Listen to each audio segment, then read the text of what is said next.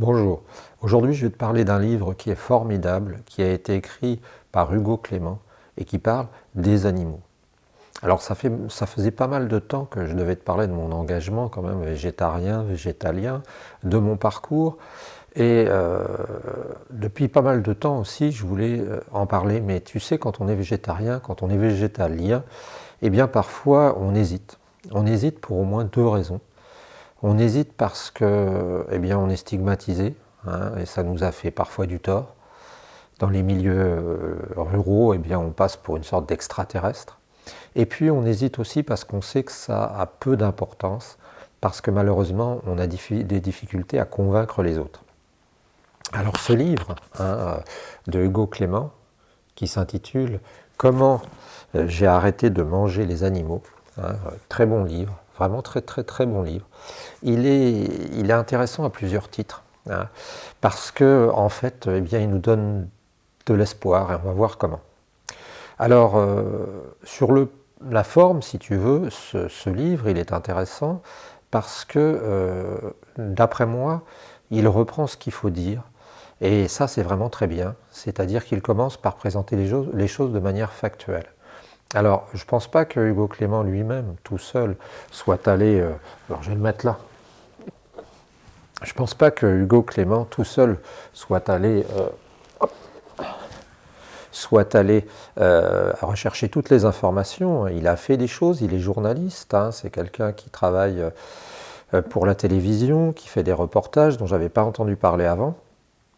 Donc je pense qu'il a dû avoir un staff, une équipe qui a dû travailler pour lui et qui a dû faire des recherches. Alors il rappelle des faits incroyables. La première chose qu'il rappelle, et ce dont on sait, c'est que contrairement à ce qu'on pense, eh bien, les animaux d'élevage sont des êtres qui sentent, qui sont capables d'avoir des ressentis, qui sont capables d'être presque humains au niveau de leurs sentiments. Ils sont capables d'empathie, ils sont capables de céder, ils sont capables de souffrir.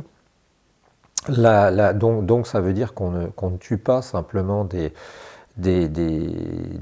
objets, des individus, on ne tue pas simplement des éléments, mais de véritables êtres. Et puis ce qu'il explique aussi à travers tout cela, c'est l'horreur de l'abattage, c'est les quantités de gâchés, de vie gâchée. Et puis c'est aussi très important que tous ces animaux, au moins pour ceux d'élevage, eh bien, sont des animaux destinés à grossir, et donc on n'a que faire du confort, qui sont par exemple pour les poulets destinés à faire de la chair, et ils sont faits pour grossir. Donc ça veut dire qu'ils ont des souffrances, parce qu'on n'a pas sélectionné les poulets qui se portent le mieux, on a sélectionné ceux qui font le plus de chair. Donc ça veut dire qu'ils grossissent vite, ça veut dire qu'ils souffrent, ça veut dire qu'ils ont parfois même du mal à se tenir sur leurs pattes, et c'est vraiment terrible. Et ça, c'est très bien rendu là-dedans, à travers beaucoup de statistiques. Alors, tu sais, quand tu es végétarien ou végétalien, tu lis des livres, tu es relié à, bien sûr des associations, et dans ce cas-là, tu n'as pas tellement de surprises à lire ça, ça te conforte dans ton idée. Mais bien sûr, il y a des informations chocs, comme on dit, on a du mal à être capable vraiment de comprendre certains phénomènes, de les appréhender, mais parfois par des effets de comparaison, c'est très intéressant.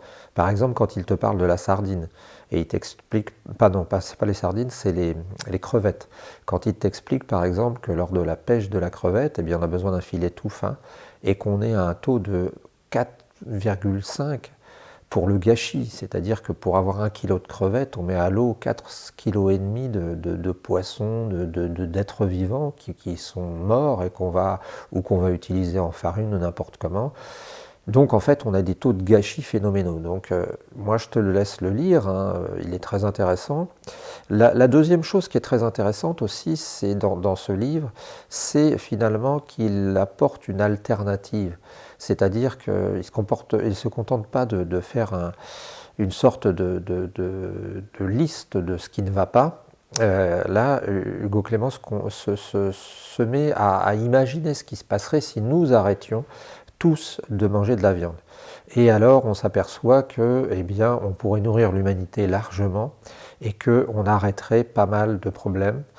on pourrait ainsi rendre à la nature des hectares qui pourraient servir à faire des forêts, qui pourraient absorber le CO2. Donc on voit qu'il propose des pistes. Et c'est là que c'est aussi très intéressant. C'est une sorte d'enthousiasme. Hein. Il est enthousiaste parce que, il essaye, parce qu'il dit que les choses avancent. Et c'est vrai qu'au niveau du vegan que je suis, j'ai vu les choses avancer et augmenter. À Caen, hein, bien près de chez nous, pas bien sûr dans les petits villages où il y avait des épiceries, mais dans les supermarchés, on commence à trouver du vegan. Dans les villes moyennes et grandes, on trouve bien entendu des restaurants vegan, etc., etc. Ce qui veut dire clairement que les choses évoluent. Mais les choses n'évoluent pas encore assez rapidement. Et tu vois, moi-même dans ma chaîne, j'ai hésité à faire ce sujet parce que si j'étais pas tombé sur un livre comme ça très intéressant, j'avoue que je l'aurais peut-être pas fait. Parce que tu sais, pendant longtemps, les végétariens ont été stigmatisés et pendant longtemps, on les a considérés comme des illuminés, des gens qui n'étaient pas viables, hein, qui avaient des idées complètement folles et loufoques. Or, on s'aperçoit que le végétarisme et le véganisme, ce sont des solutions à long terme. Hein.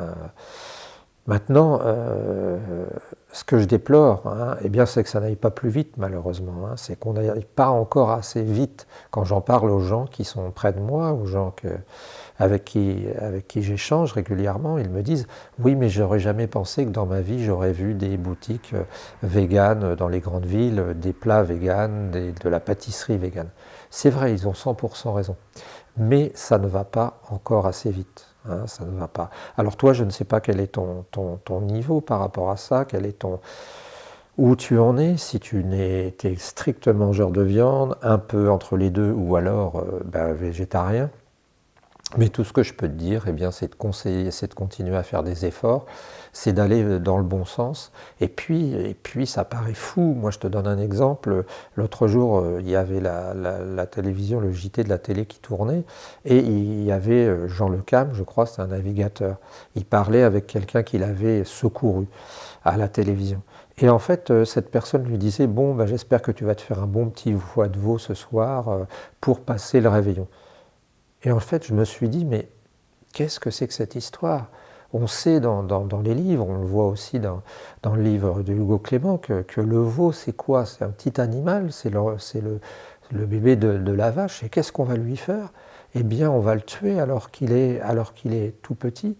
Non, c'est pas possible, tu vois. Donc, il faut qu'on sorte de ce monde de barbares. Il faut que chacun essaie de faire des efforts. Il faut financer des associations comme One Voice, comme L214, puis toutes ces associations qui protègent, PITA aussi, qui protègent les animaux pour pouvoir enfin vivre dans un monde libéré de la souffrance. Voilà, je te dis, j'ai hésité longtemps avant de faire ce sujet parce que souvent les gens ne comprennent pas. J'espère que tu comprendras, que tu pourras nous donner ton sentiment. Hein. Et puis, on se retrouve très bientôt.